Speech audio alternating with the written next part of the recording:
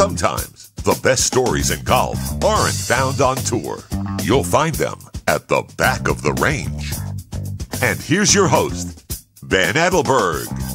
And thank you again for joining me here at the Back of the Range Golf Podcast. I'm your host, Ben Adelberg, and this is episode 6. That big, awesome voice you just heard right there, that is Mitch Phillips. Check him out at mpvoice.com. Great friend of the show, makes this whole thing look even better than it really is. I spent this past weekend on the golf course, both Saturday and Sunday. Didn't hit one shot, but I probably had just as much fun as if I was actually playing. I spent this weekend caddying for a friend's niece at the Hurricane Junior Golf Tour event here in South Florida. Now, there's plenty of great Grow the Game initiatives out there. There's the First Tee, there's the PGA Junior Golf League. They're all great, but if you really want to help these kids out, go volunteer at a local junior golf event. Perhaps you can caddy or drive around and be a volunteer marshal. At the very least, you'll see some incredible golf. My player, Audrey Yim, had a 9-shot improvement from her first round to her second. She closed with 8 consecutive pars. Do you remember the last time you made 8 consecutive pars? Well, I don't.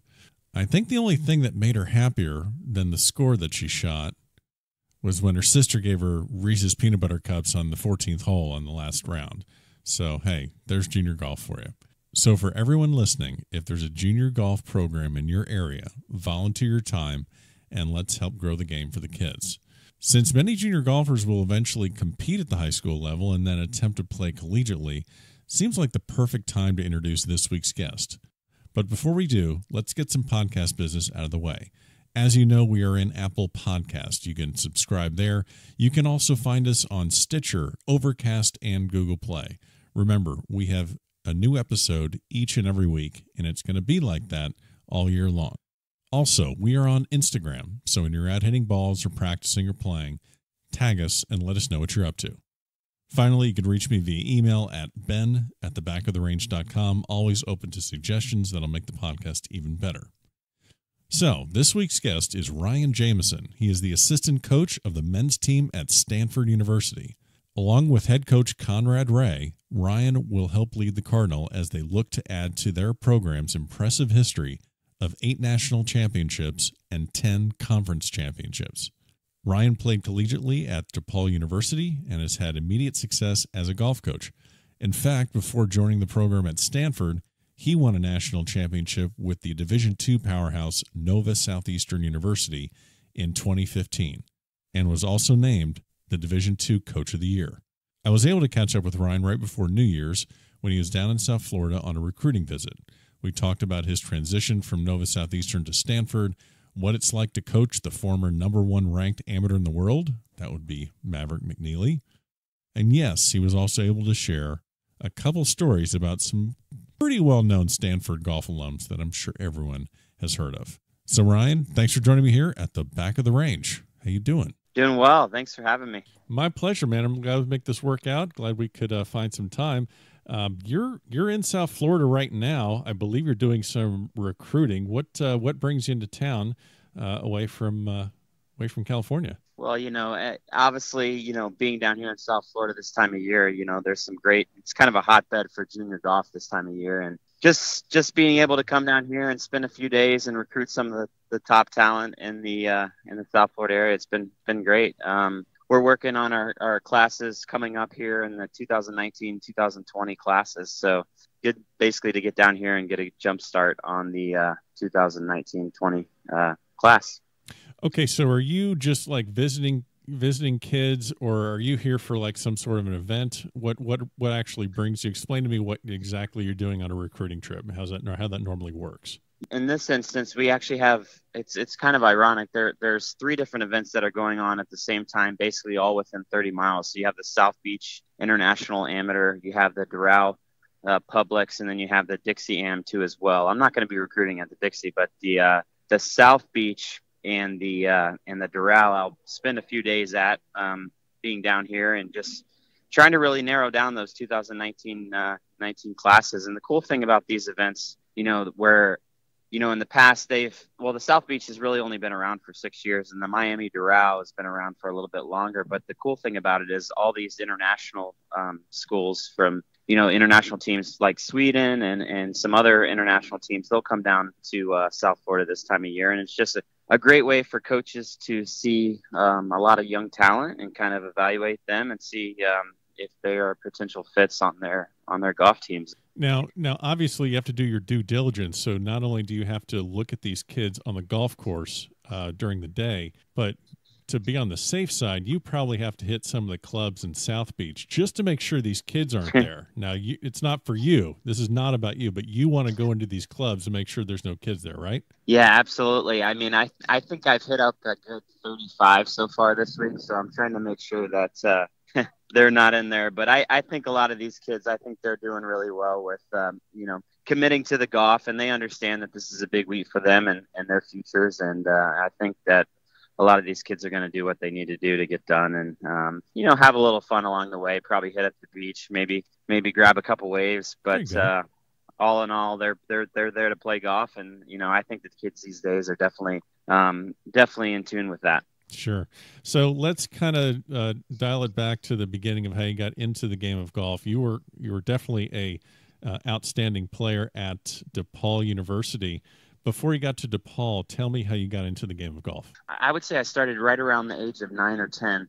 I remember visiting my dad in the summers in North Carolina, and my dad and my grandfather would actually go to the golf course and then come back like 4 or 5 hours later, and I was just bored out of my mind, and I just wondered what they basically did during this time. So I would kind of needle my dad and try to say, hey, you got to take me, you're not hanging out with me, this is not fair, like come all this way. Guilt trip. Yeah, total guilt trip. And finally I got him to take me to this golf course in Charlotte, and I had a blast with it. I can't say how good I was, but I definitely remember my grandfather and my dad thinking, hey, this kid actually is pretty decent for just, picking up the golf clubs and going. So, after that, I kind of just fell in love with the game. And I think more than anything, it was a way for me to get a little bit closer with my dad. And, that was pretty exciting for me to be able to hang out with my dad and my grandpa, because there was always two guys that I kind of looked up to and tried to emulate, and, to hang out with them in Charlotte in the summers and to have, no school or anything like that kind of to do at the time. I was definitely bored. So to play golf, it was a pretty fun experience. Awesome. Well, that's a great way to get into the game, especially connecting with your father and your grandfather. When did it really kind of turn for you more so, not just, a kind of an activity with your father? When did it kind of transition into, wow, I'm starting to get pretty good at this. I may want to take this a little bit more seriously? I think a big thing, honestly, for me was the summers. My dad actually moved to Chicago probably 3 or 4 years later, and he lived downtown Chicago, and it's not there anymore, but they had what was called this family golf centers, and they had basically this 9-hole par 3 designed by Pete Dye, I believe, and the 9th hole was an island green, and there was a 330-yard range. It was front and back. It was a great practice facility. And my dad, I would go visit my dad in the summers. So he belonged to this golf course. And, I would literally just hang out there every day. Like, he would go work. He would obviously join me after work. But, like, I would go there during the day. And I even worked there because I just really, really enjoyed kind of hanging out there. And I think, spending a couple summers there and started to compete in some Illinois Junior Golf Association events at the time, and then competing in some stuff where my dad competed as a kid, because he grew up in Northwest Indiana, and there was some junior events that he would play as a kid. So he's like, hey, why don't you go try to play in this? I won this back when you were, before you were born. You should try and play in this and see if you can win this. And I remember winning a couple of those events, and that was probably the case when I realized, hey, I might be pretty good at this. And that's kind of what led me to try out, obviously, for the high school golf team. And and I was a second string quarterback for the football team in middle school, and I dropped back a couple times and it didn't work out too well, so I just decided that football probably wasn't the best route for me, being 5'11" and can't throw the ball more than 40 yards. It's interesting, because a lot of our previous guests on the podcast, it's a common theme. I played football, realized I was probably too small to continue that much further.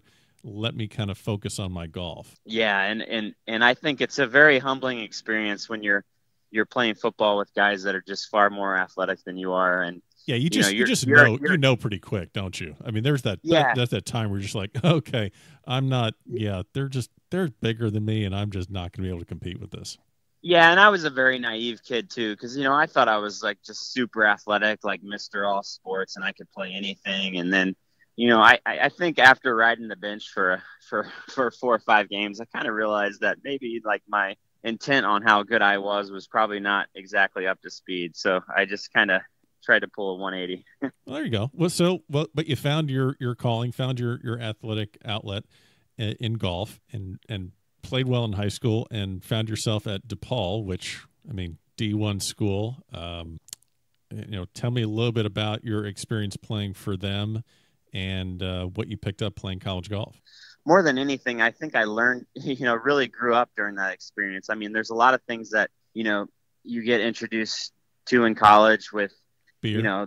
There's more access to beer and all that stuff that kind of goes on with college life, and trying to be disciplined about those things. And I would definitely say that I was probably I was pretty disciplined during my time there. I really, really enjoyed being at DePaul. It was a top 25 business school, so that was very interesting to me because I wanted to get my business degree. My father got his business degree too as well, so I wanted to kind of follow in his footsteps. And then also, Betty Kaufman, who was she just retired basically this last year. She was a amazing mentor for me, and she gave me a chance. And I knew every year that I was going to compete in the Conference USA, and we had schools like TCU and Houston and UAB with the Graham McDowell at the time. So a lot of great college players that were playing at these programs. And, I hadn't done as much as these guys have done in high school. So, it was my way to kind of get into that, get into those fields and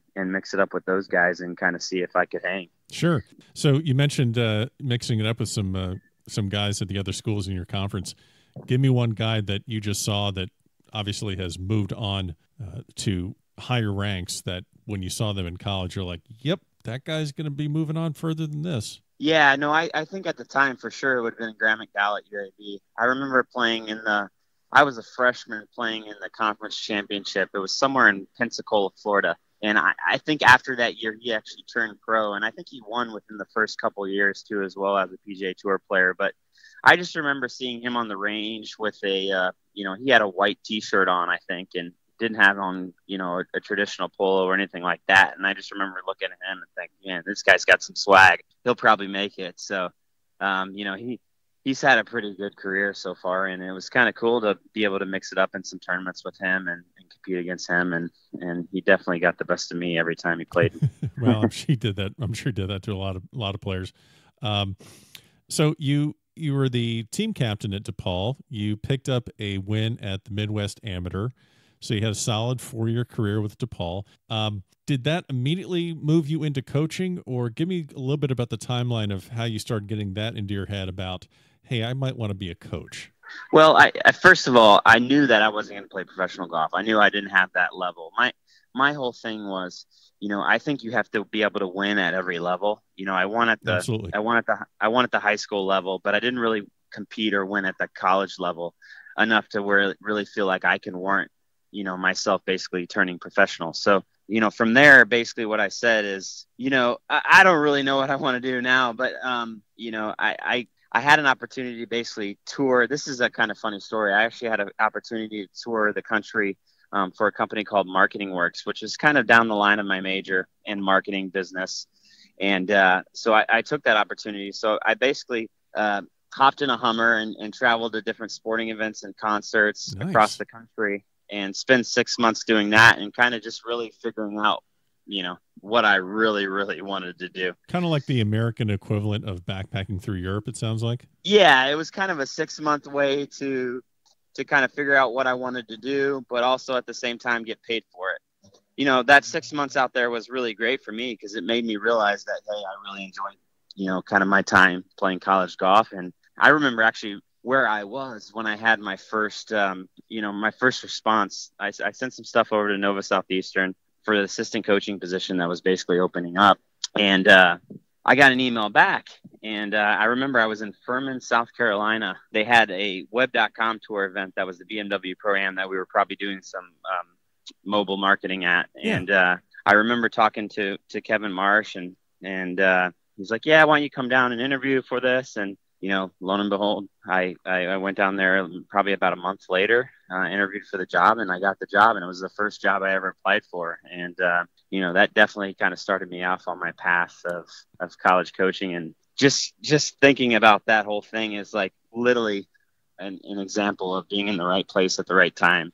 Sure. And this is just to clarify for our listeners, so that you were a 4-year, you were an assistant for 4 years underneath Kevin Marsh at Nova Southeastern, a D2 school in Davie, Florida. Yeah, D2, South Florida, Davie, Florida. And Nova Southeastern just purchased, I guess about a year prior to me arriving, purchased Grand Oaks Golf Club, which was actually the golf course that was used for filming in the Caddy Shack. So to me, looking at a place to coach and all these things kind of in front of me, it seemed pretty cool. And, it just really worked out just to be down in South Florida. I wanted to be green, be on green grass year round. That was something that was pretty major for me. And then the fact that my grandfather lived 30 miles north in Boca was just kind of a home run. Oh, perfect. Because I've always been pretty close to family, and having somebody close, where I can go on the weekends and hang out and things like that was definitely a big plus for me. Well, I'd imagine being family oriented helps you relate better to your players, not just at Nova, but,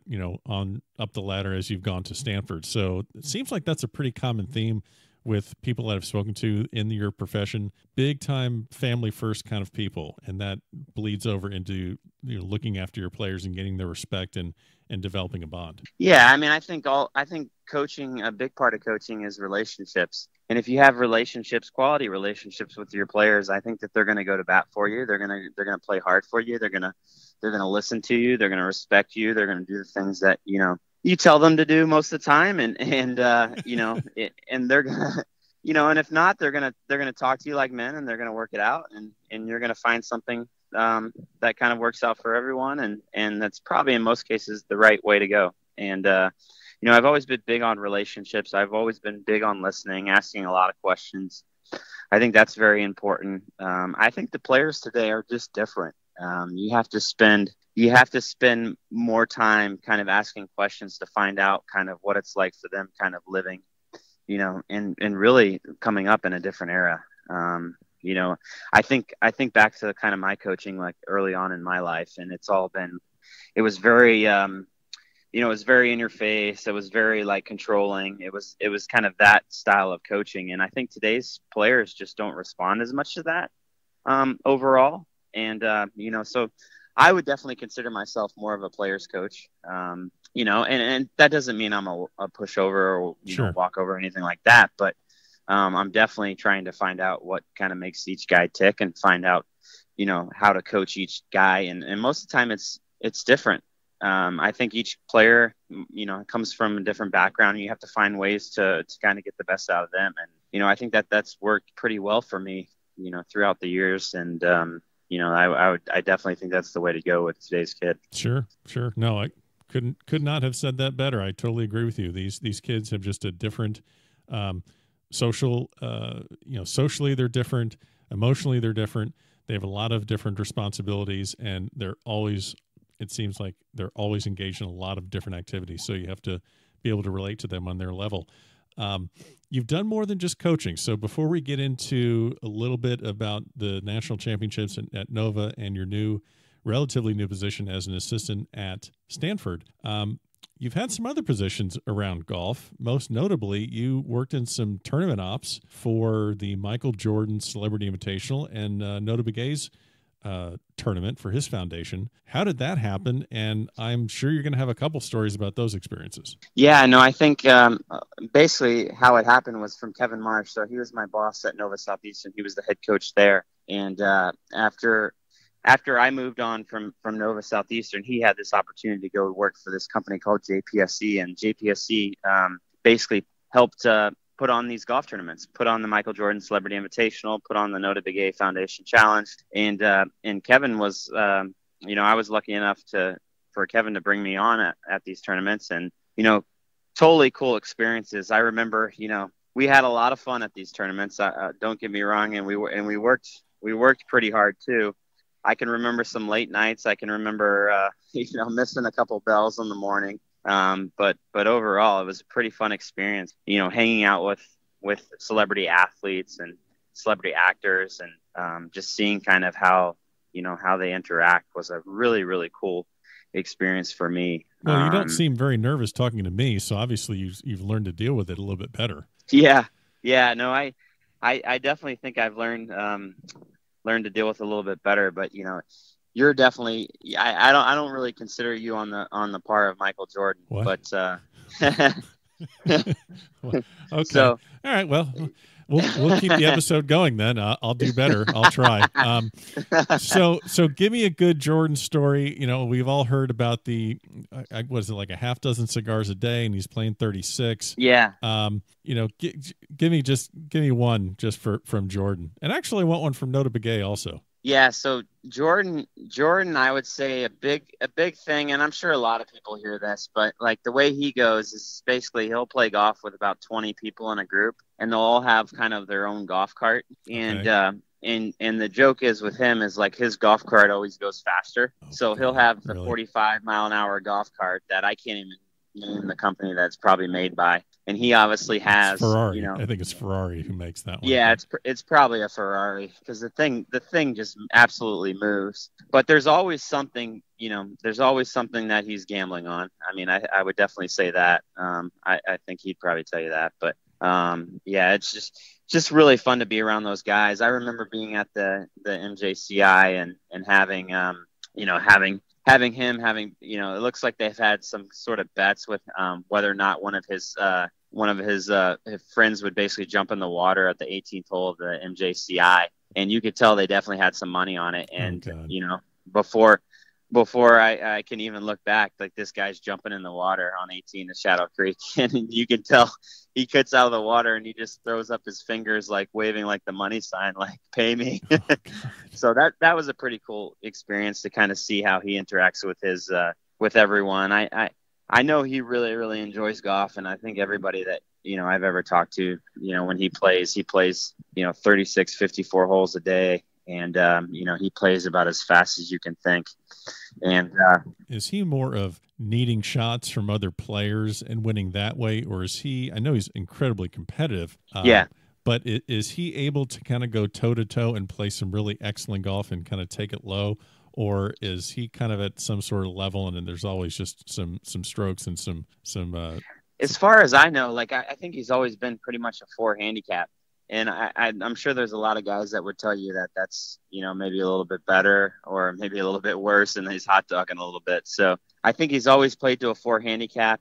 And I think when he's playing a little bit better, he's still playing to that 4 handicap. So he definitely has a little bit of advantage when he's playing a lot of golf. Gotcha. Because he's playing to a 4. So he has game. It's not all about just the juice and the action, the side bets. He's out there. He has game. Yeah. And I think, I don't know from firsthand experience, but I would say his whole game, at least playing when he's gambling, is he's going to get in your head. He's going to try to figure out ways to beat you. He's just a competitive guy.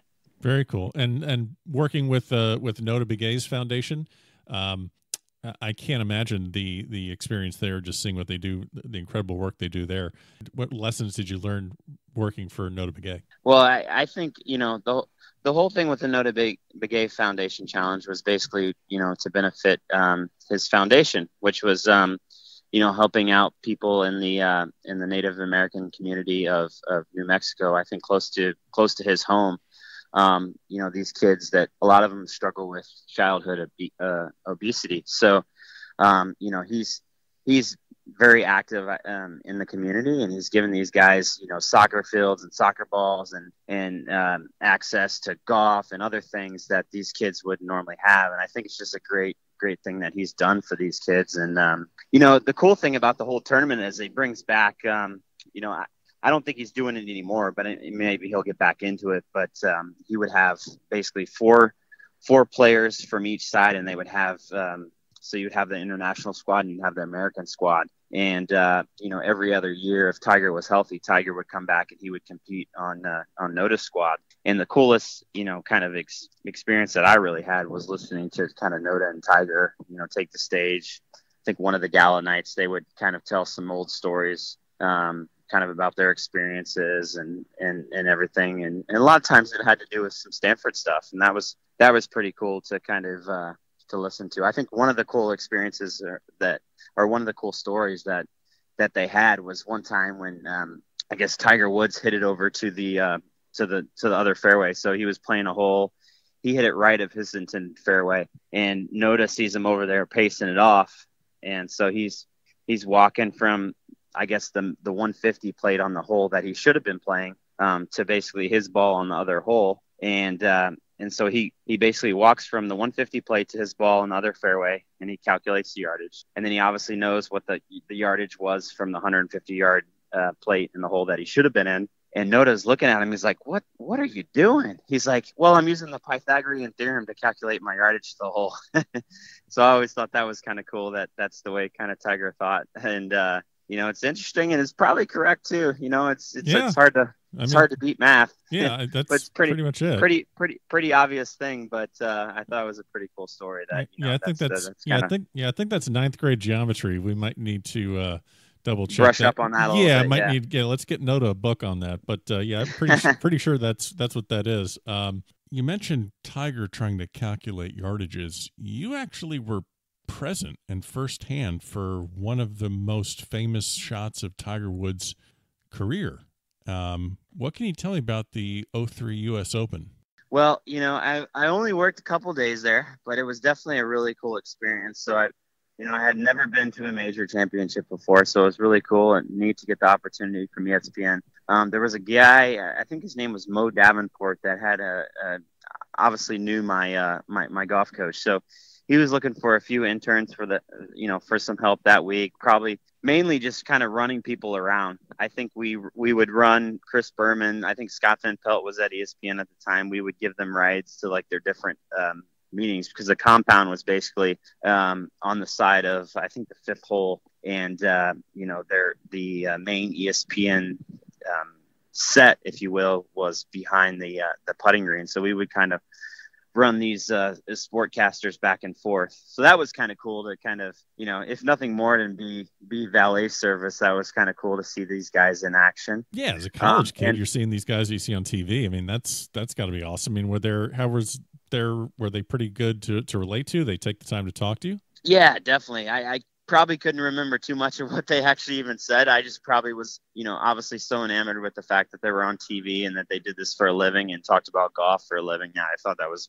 incredibly cool. But, I remember one other thing is, like, I don't remember how I got it, but I basically got access to one of those black media armbands. Nice. And I wore one of those black media armbands, like, in the ropes. And I remember watching Tiger Woods in the ropes on Saturday of that U.S. Open.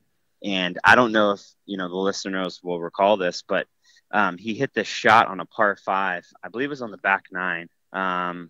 Or no, it wasn't. It was hole 7 at the Olympia Fields 2003 U.S. Open. He hit this shot, this cutting 3-wood around the trees. That was just absolutely incredible. And I was actually inside the ropes for that shot. So that was a pretty cool experience to see, and probably one of the best golf shots I've ever seen. I mean, he cut the ball probably, I guess it wouldn't be cut, it'd be a slice, but he sliced the ball probably a good 60, 70 yards around this tree and put it on the green, which is probably 260 away from the hole, which probably cut, if it cuts 60 and goes 260, I mean, you can do the math. That's a pretty difficult shot to hit. So. And were you close enough to kind of hear the dissertation and the back and forth between him and Steve Williams? No, definitely wasn't close enough to hear that, but I'm sure it was basically Steve Williams telling him, hey, you should probably lay up. And then probably realizing, oh, wait, you're Tiger Woods. I'll probably just let you go ahead and hit the shot. And probably a good call on Steve's part. Awesome. Well, that's a great story. So your career at Nova Southeastern as the full-time coach, you have a national championship in 2015. How do you change the culture? How do you get these kids to believe that they are going to be in that position and to chase down a national championship? I think it was a lot of it was instilled by Kevin Marsh. Being with Kevin Marsh, all the recruits that kind of come in, you know, they've had wins in tournaments. They've competed with some of the most dominant teams in Division II. As these players got recruited and came in, and half the guys I recruited and half of them I didn't, and they were, you know, from Kevin's era or Garrett's era, they were all super talented. And, you know, all we did every day was work really, really hard. You know, when they go to practice, we would, you know, use TrackMan to calculate yardages, try to get as much out of the technical aspect as we could. And I think every tournament that we showed up at, you know, we expected to win. And I remember winning some tournaments. I really do remember this. I remember winning some tournaments by a few shots and thinking, man, we just did not play well this week. And that was kind of the difference with this group, is that they could play, you know, kind of average golf or maybe even slightly below average. And I'm not saying that is the case every week, but there were definitely some tournaments where I felt that they didn't play up to their standards and they still won. And, you know, we had some rounds like that at the national championship. I don't even know that we had the 1 seed. I think we had the 2 seed. And the funny thing is, when we won the national championship, I think the 2 seed had won every year. So, you know, me being a superstitious guy, I'm like, oh, this is great. You know, 2 seeds won every year. We're the 2 seed. This is our year. So, luckily enough, we got to the final match, and it came down to probably one of the most nerve-wracking shots of my life ever. So basically, to set the stage for you, you know, it was kind of back and forth all day. I think we were down early. We were probably down like maybe 3-1-1, which, you know, down in 3 matches, tied in 1 match, up in 1 match. And a big thing that's kind of swung the matches when the 8th hole, I think one of the guys from Lynn maybe put in the water, and kind of Santiago Gomez's match, he was maybe 2 or 3 down at the time. All of a sudden he ties it up, or maybe goes up 1. And, just to clarify, not to cut you off, but just to clarify, so this is the finals. It's the exact same format as Division I. It's 5 players against 5 players, match play, and it's either win, loss, or well, actually, the one difference in Division II and Division I is the fact that we play medal match play at the time. So it was like a 72 beats a 74, and then the only way that the score differential actually matters is if you tie 2.5 to 2.5, and then they come down to strokes. So to set the stage that way, basically on that 8th hole was huge, because now all of a sudden we went from down 2 and 3 to match to tied, or maybe even up 1. I can't remember what it was. And, you know, he goes, actually, I think we won the first 2 points, and we were actually getting beat in our, we won the first 2 points. And I think that 3rd match we lost. So we're down, now we're up 2-1, right? And that 5th match, I think we're getting beat pretty good. I think we're getting beat probably 4 or 5. So it's coming down to this 4th match, which was that Santiago Gomez, Jose Miranda match, which that we were telling that story on 8th hole. That was that match. So that match basically came to the 18th hole, and I think Santiago was 1 up going into the 18th hole, and he bombs a drive down there, hits a great drive down there, and you know, if we tie this match, we lose, because we're going to lose. It's going to be 2.5, and we're going to lose on shots, because those other matches, they had won by more than that. We beat them in the matches that we won. So it's basically coming down to the last hole. Santiago hits a great drive, and so he goes for the green, hits a 2-iron, just absolutely flush, and it's just right off the front part of the green. It's a basic chip. It's probably a 40, maybe a 50-foot chip, just right up the slope, but under the circumstances, probably pretty tough. The other kid hits a driver down the fairway, lays up to like 70 yards. And I'm not joking you. In my head, I'm like, this kid's going to make it. Like, he's got a great wedge game. He's going to make it. He leaves the thing literally an inch from the hole for an eagle. Almost makes it, makes birdie. So now Santiago's off the front of the green, 40, 50 feet from the pin. He's got to get this up and down to win a national championship. If he doesn't get it up and down, we lose, because all of a sudden, if he makes a par, we lose the hole, tie the match, goes to shots, we lose the national championship. So long story short, he hits it to about 2 feet, makes the putt, and the rest is history. There you go. There you go. Well, that's a great way to win a national championship. Yeah, it was. It was the most nerve-wracking experience of my life, probably, to have kind of the anxiety about the whole situation and being able to come up on top. It was just a really cool experience. Awesome. Well, you also picked up the Dave Williams National Coach of the Year Award in 2015, and you just mentioned Santiago Gomez closing it out for you. He won the Division II Jack Nicklaus Player of the Year Award. So just a dream season all around for 2015 for Nova Southeastern. Can you tell me who is the player that you had at Nova Southeastern that got the most out of his talent? Most out of his talent. Maybe not the best player, but who really? Yeah, I would probably say it would probably be Ethan Marcus. He actually transferred and went on to Arizona, but just a very, very consistent kid.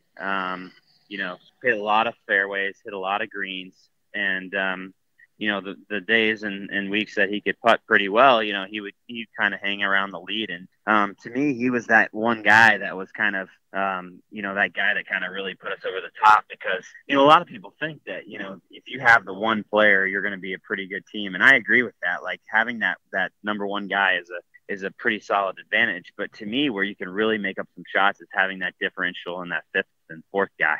Gotcha. Awesome. You cap off a great 2015 season at Nova Southeastern, and the opportunity comes for you to move on to Stanford. So this is a huge jump. We're not just talking a D2 to D1. We're talking about Stanford. So how did that come about? And walk me through the process of getting to be the assistant at Stanford for the men's program. Yeah. So I remember being in the position where I'm thinking, okay, how am I going to become a Power 5 head coach, at the D1 level, and, still trying to figure that out to today. And, there were a couple opportunities that came along at some mid-major schools where, it just wasn't the right fit. And I didn't really want to go anywhere where I felt like, I wouldn't have the resources really where I felt like we needed to be successful. I always felt really blessed to be at Nova and have great resources and, the tools that we basically needed to be successful. And so thinking about, okay, where am I going to go as a head coach that I can further my career and be in a position to be a Power 5 head coach? Basically the assumption that I came to was, it's probably going to be the assistant coaching route at the Division I level. And, if it's a top 5, top 10 program, that's going to be kind of the icing on the cake. So, I kind of waited a few years, basically looking for that opportunity to come up. And then when Stanford came up, I just wanted to do whatever I could to basically get in the picture of getting an interview. And, I've heard great things, obviously, at the time about Conrad Ray, who's my boss. And, I just started making phone calls. And actually, one of the first phone calls I made was a buddy of mine, Dave Pizzino, who's the coach at UConn, who, I believe you've interviewed.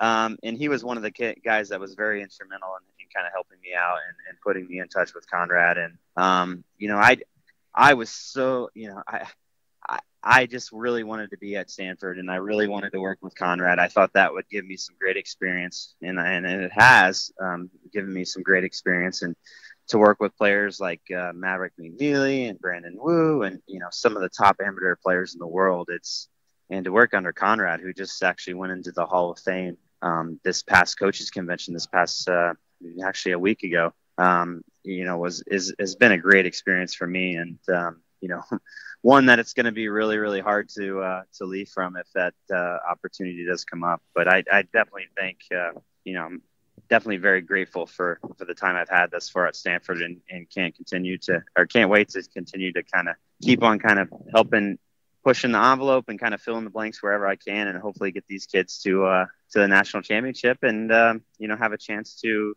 the final days to be in a match, and hopefully some of the experience from Nova will come to fruition. So biggest, and that's great that you're there and just so thrilled about that opportunity. What's the biggest difference between D2 college golf and D1 college golf? Is there a difference? I mean, from not just the coaching, the kids, just the whole picture, like what's really just jumped out at you and said, wow, this is a different I'm in a different place right now? Well, I think the main thing is the funding. So at the real big schools, I think they're probably a little bit better funding. I think that's something I could probably say. So definitely the funding, the kind of the resources are a little bit different. The players, I think there's some really good players at all levels. I've always thought this, the years that we've competed in the national championship at the D2 level, I always thought that these kids that were on my team could compete and play highly up in the lineup on some really good D1 schools. But I think the main thing is the depth, and the number one players are probably a little bit stronger across the board. I think that's probably pretty fair to say. I mean, the Maverick McNeelys of the world, the Justin Suzz of the world, the Brandon Woos of the world, those players that, are playing pretty well this year, in Maverick's case, going on and qualifying for the web.com tour in 2018, those players are just, they're a lot of them are more experienced in the junior circuit and have come on to college golf, and they've produced, and because of what they've done in the junior circuit, they probably had a little bit better opportunities at the Division I level. And I think a lot of these D2 players that played probably didn't have as much experience at the junior level, so maybe a little bit late to the party. But I don't think that there's, a ton of talent differential nonetheless in some of these kids, just maybe a little bit more late bloomers. That makes sense. No, absolutely. What, so you mentioned Maverick McNeely just recently turned pro, has his web.com status. When it's pretty well documented that he was kind of weighing the options that he has, whether it's in the business world, whether he would pursue that and remain amateur or turn professional, which he inevitably did. What is the support process? What is that like for you and for the head coach Conrad Ray? What is the process where you have players that are contemplating turning pro? What kind of support does a college provide? Well, we just try to ask them questions, honestly. I think the best thing that we can do as a college coach is not to make any assumptions about what a player wants. Just ask very poignant questions about, hey, what are some of the options? Let's put all the options on the table. Let's put all the cards on the table. I think the great thing about Maverick is that he really had a lot of things going for him, and he had a lot of options. And, he could kind of put all the cards on the table and say, hey, what is best for me? What is best for my family? What is best for my future? What do I feel like I want to be spending my career doing? And, I think that's what's great about Maverick is that he honestly, took that decision to heart. And, he realized that it was a big decision and he wasn't going to take it lightly. He was going to spend his time. And, I think the great thing about Maverick is he really enjoyed his experience at Stanford. He was a great teammate. He was a great leader. He worked very, very hard every day. He was very, very disciplined. And, he was just a great college player, and he really enjoyed his experience at Stanford. So he was going to put that first. He was a really, really good team player. What is a typical week for your team? Let's just assume you're staying home, you're on campus, the kids are in school, you're not traveling to a tournament. Give me an idea what an average week looks like for a golfer, for a player at Stanford. Absolutely. So we're typically going to practice a couple times a week, so 2-3 times a week, and then we're going to play another 2 to 3 times. If we're in season, we'll work out for 2 times a week. If we're out of season, we might work out 3 times a week. There's obviously different restrictions on the NCAA on hours that we can spend in season, out of season. So in season, we have 20 hours with the team. So we'll typically get right up to that number. On Monday, we might have an off day. Tuesday, we'll have a workout in the morning. Kids will go to class. They normally take classes from, we'll say, 8:30 to 12:30. They'll get a great lunch, head out to the golf course. Very, very interesting and cool thing about Stanford is that the golf course is actually a 5-minute bike ride away from a lot of their classes. So they can go grab a lunch, grab the sandwich, take it to the golf course, eat it there, and then their locker rooms and their clubs are all out there. So they can be in the classroom at 12:30 and be out on the golf course hitting balls at 12:45, 1 o'clock. So it's a pretty cool thing for them. But we'll work out a couple times a week. We'll practice a couple times, and we'll go play. We like to play a lot. I think playing is very important. That's where that's where tournaments are, obviously played are on the golf course. So we try to have a good, healthy balance of playing and practicing. And when we are playing, we're keeping things competitive. A lot of times things kind of, they kind of go around short game. So we'll spend time, with short game on the putting green, TrackMan doing some wedge yardages, some up and down contests, some, seeing how close you can hit different shots, things like that, just to keep them competitive and keep the kids, having a fun time at practice and feeling like they're getting something out of it. Which two players on your team always seem to be going head to head in practice? Any epic battles that just really stuck out? I think we have that's the crazy thing about Stanford, and the thing that we really shouldn't take for granted is the fact that we have an incredibly deep team. I really feel like our team from top to bottom can all mix in the lineup. I think this year we played 4 tournaments, and I think we've had 4 separate lineups. So that's one of the things we kind of pride ourselves on, is that everybody really can mix it up with everybody. And every game that we ever put together or contest we put together, no matter how random the teams really are selected, they're always pretty close. And so your qualifiers are pretty intense. Yeah, for sure. Yeah, we qualified for every tournament this fall, and they were always down to a shot.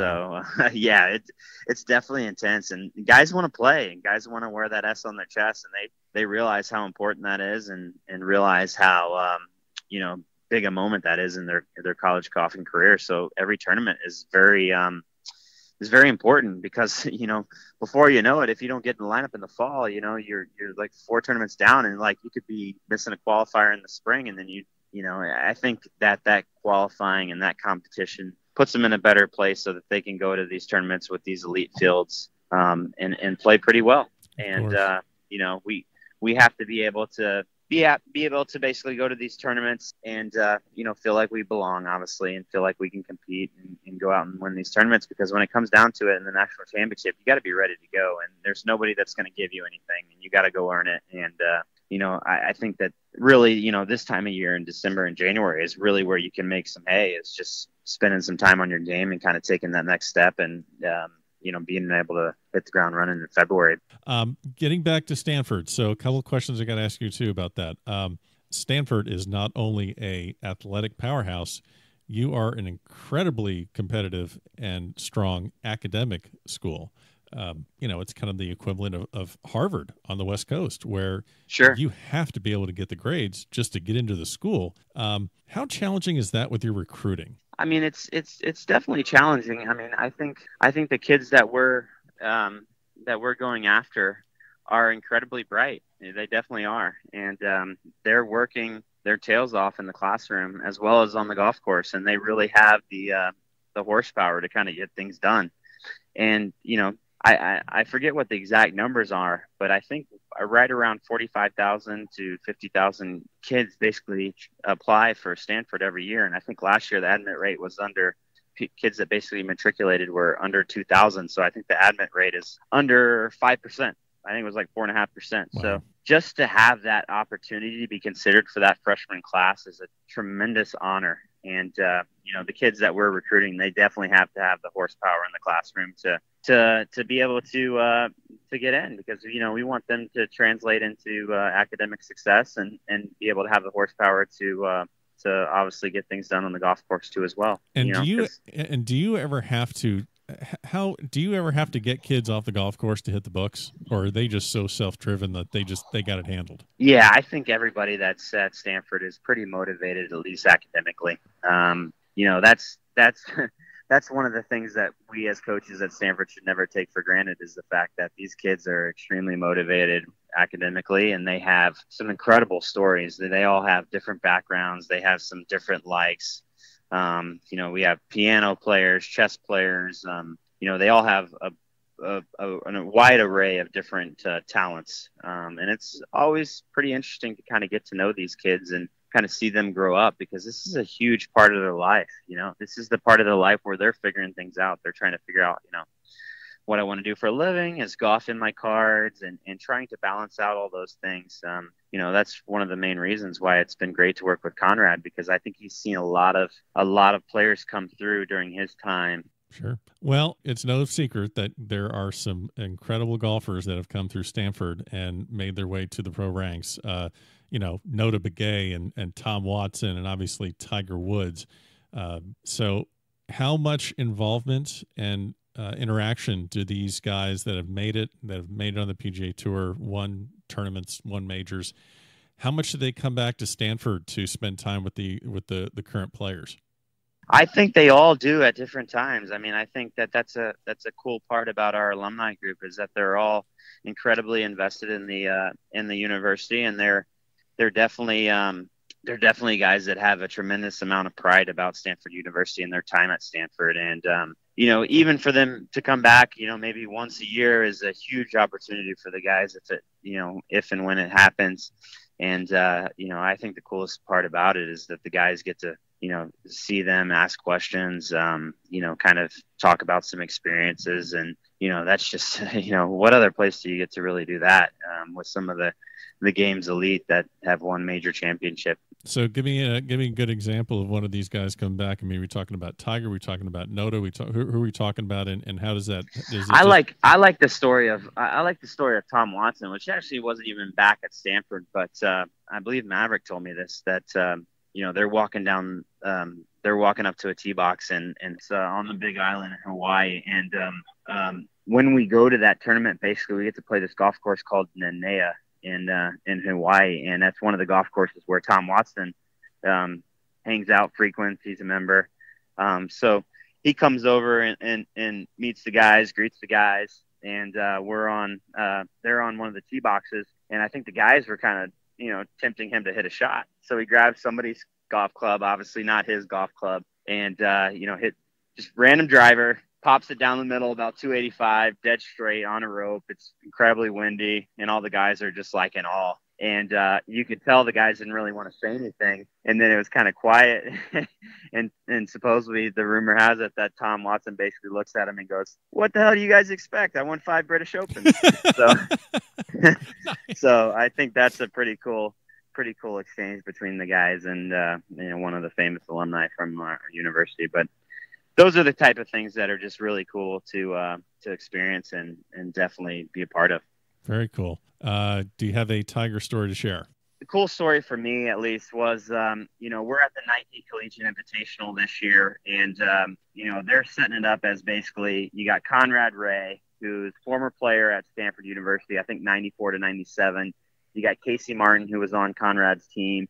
You got Nota Begay, who was also on that team, and then you got Tiger Woods. So we're at the Nike Collegiate Invitational, which Nike puts on, and there's kind of like a discussion and kind of back and forth. They're talking about some old college stories from, their legendary golf coach, Wally Goodwin. And it's Nota Begay up there, it's Casey Martin up there, and it's and Conrad.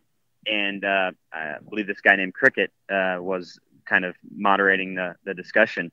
And they're talking about, Wally Goodwin and their experiences at Stanford and all that stuff. And then Noda comes up and he's basically like, "So do you guys think Tiger Woods is going to come back?" And they're all like talking, and Noda's like, "Hey, what do you guys think?" up there in the crowd. So it's a crowd full of collegiate golfers, all Nike schools across the country. And Noda gets on the mic. He's like, "Why don't we just call him?" So he puts Nota Begay, he calls Tiger Woods, and he puts his phone up to the microphone. He's like, "Hey, Tiger, I'm just standing," or actually Tiger first answers the call, and he's like, "What do you want?" And so that's awesome, because that's exactly how if I had to guess how Tiger Woods would answer the phone when Nota Begay calls, that's exactly how I would imagine that would go. Yeah, so that's exactly how it went. And Nota Begay is like, "So we're here at the Nike Collegiate Invitational. We're here with some great college golfers, and we just wanted to know, do you think that you'll be coming back?" And then right when he said, the last thing, coming back, you look up to the back of the crowd, and Tiger Woods walks right into the room, and he sits down. And then it's basically an hour of them going back and forth, kind of reliving some college moments. I think the cool my cool story was just hearing them kind of talk about their coach, and they all had some incredible stories about their coach during the time. And Wally Goodwin, a legendary guy. Yeah. Obviously Coach Tiger and some great players. It's just a great experience for him to come and see the guys. And I guess he came over from the President's Cup the night before. So the President's Cup team had just beat the international squad, and him and Noda flew over from, where was it, New Jersey, got into Nike, came to this event, and Noda knew the whole time, but Conrad and Casey Martin had no idea that Tiger Woods was coming. So it was just kind of a really... Tiger's a prankster. Yeah, total prankster, but it was probably one of the coolest experiences of my life. And I just remember seeing some of the faces on, some of the guys that, obviously looked up and idolized this guy. And for him to take the time and come to talk to us was pretty cool. Absolutely. And now, time for a quick bucket. So we have a segment here on the Back of the Range Golf podcast called The Quick Bucket. I am going to ask you a couple random questions, and let me know if you can provide an answer to these. And I'm going to need you to try and be a little impartial here. This is going to be a tough one. Okay. Jack Nicklaus, his victory at the Masters in 1986 at the age of 46, or the 5th green jacket of Tiger Woods, which would be the most substantial victory in your opinion? So the 5th green jacket has Tiger Woods has won 4 green jackets so far? So Tiger has won 4. So how do you not know how many Masters Tiger has? I'm pretty sure it was 4. I just wanted to make sure that I'm right before I answer the question. But 100% I would go with the Tiger Woods victory. I think that would be huge for the game. And obviously, taking into account some of the things that he's gone through, I think that it would be a huge monumental victory. Yep. There's no denying that. Yep. No, I'm on both sides. I'm impartial here as the host of the podcast. I've heard different answers for that same question, but it's always fascinating. And I don't. If you grew up in the Tiger era, you're probably more apt to pick Tiger. And if you're a little older and you might have watched Jack Nicklaus win that victory, and you were a big golf fan during those times, you'd probably be a little bit partial to Jack Nicklaus's victory. So I think that would probably be a question where I would say would sway towards age specific. Very true. Very true. The second one I want to give you is you can give a major championship to anyone in history, male, female, alive or dead. They could have no majors, or they could have 18 majors. Who are you giving a major to? Myself. Okay. All right. We're not gonna edit that out, just since I have that on file. But let me clarify one more time. Has to be someone legitimate. Not saying you're not, but let's kind of keep things in perspective here. Okay. There is no Santa Claus. Oh shit. I do have to edit out. Okay. Can't give one to yourself. I should have put that in there.